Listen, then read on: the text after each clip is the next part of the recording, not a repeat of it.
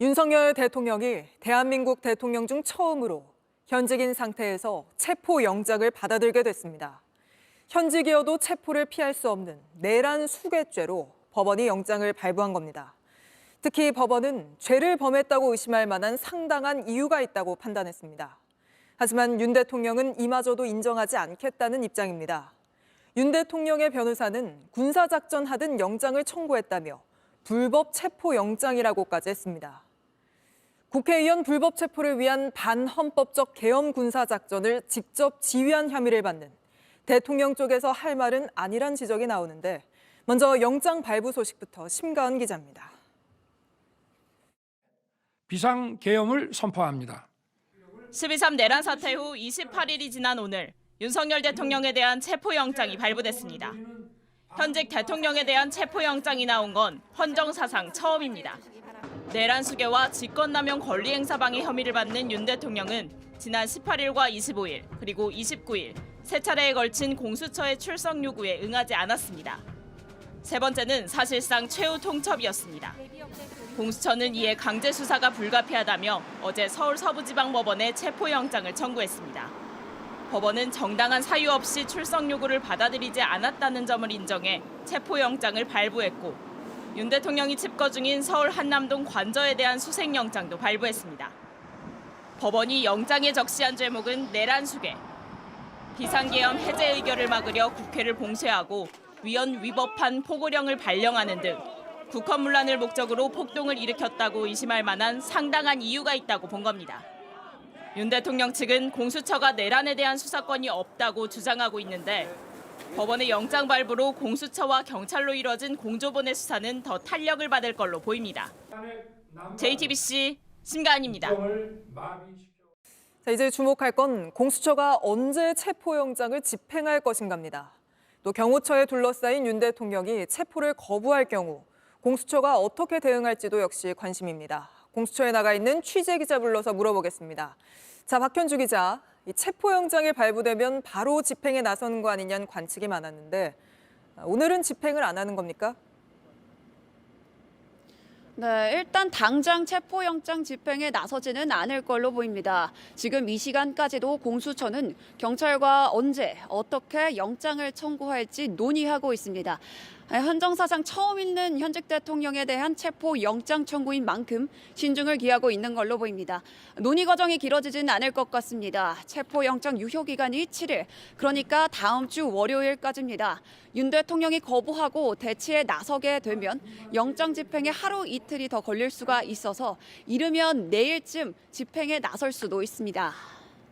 네, 영장 청구가 아니라 영장 집행이죠. 이르면 내일 또 집행할 수 있다 이렇게 전해줬는데 윤 대통령은 체포영장을 거부한다는 입장이잖아요. 만약에 경호처가 막아설 경우 공수처가 어떻게 대응할지 확인된 게 있습니까? 네, 공수처의 입장은 강경합니다. 공수처 관계자는 영장은 집행이 원칙이라고 말을 했습니다. 영장 집행인 만큼 사전 경호처와 사전 조율도 이뤄지지 않을 것으로 보입니다. 현재 공수처는 윤 대통령이 거부하고 경호처가 막아서는 상황을 예상하고 계획을 짜고 있습니다. 경찰 수사 인력을 지원받고 기동대까지 투입할 생각을 하고 있는데 이 과정에서 물리적 충돌이 일어날 가능성도 배제할 수 없습니다. 네, 박 기자, 체포영장이 집행된다고 하면 그 다음 절차는 어떻게 됩니까? 구속영장 청구로 바로 이어지는 건가요? 네, 체포영장에는 윤 대통령을 인치할 장소도 적혀 있습니다. 공수처 또는 체포지 인근 경찰서입니다. 현재로서는 제가 있는 이 공수처 건물로 압송될 가능성이 높습니다. 조사를 받고 나면 이곳과 비교적 가까운 경기 의왕의 서울구치소에 수감될 예정입니다.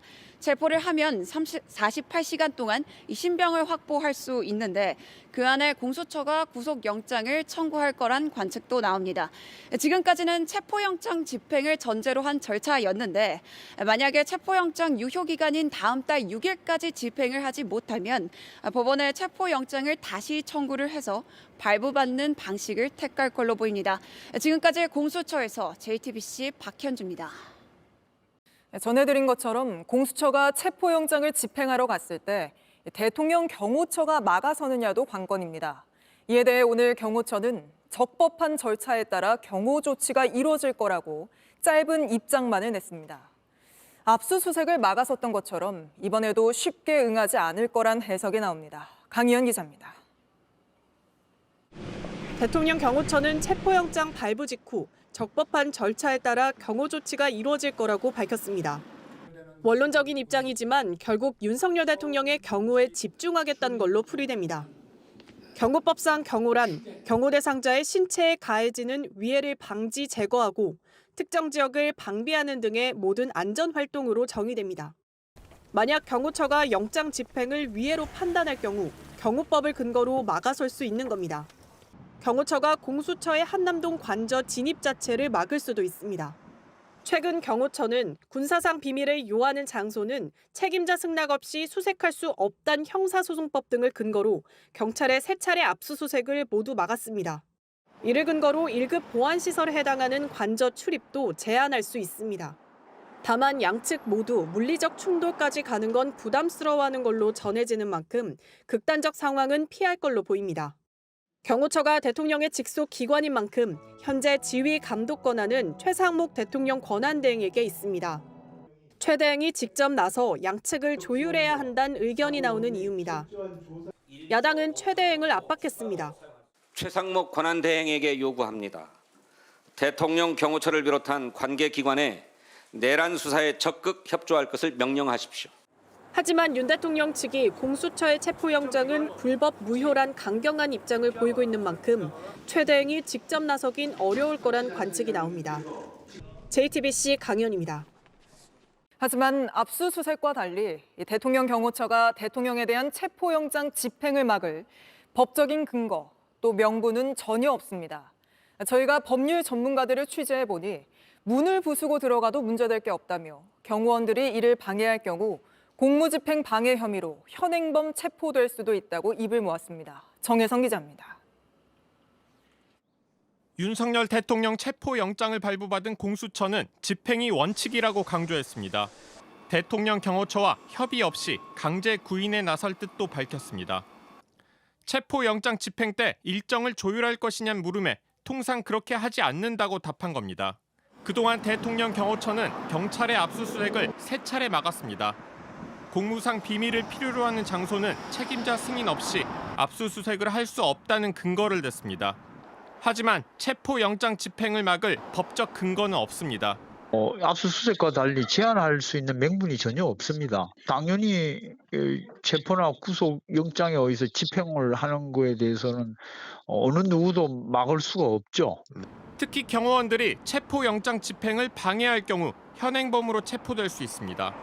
문을 부수고라도 들어갈 수 있다고 봐야죠. 몸으로 못 가게 막는 것 자체가 이제 폭행이 되는 거죠. 공무집행을 방해하는 행위가 되기 때문에. 앞서 공수처는 경고 공문을 보내겠다고 했습니다. 직권남용 권리행사 방해죄, 특수공무집행 방해죄 등으로 의율될 여지를 경고하면서 그런 부분이 발생하지 않도록 미연에 경고 서면을 보내고자 합니다. 경호처에는 윤 대통령에 대한 경호 의무가 여전히 있기 때문에 영장 집행 과정에서 경호처 대응에 대한 관심은 계속 커질 것으로 보입니다. JTBC 정혜성입니다.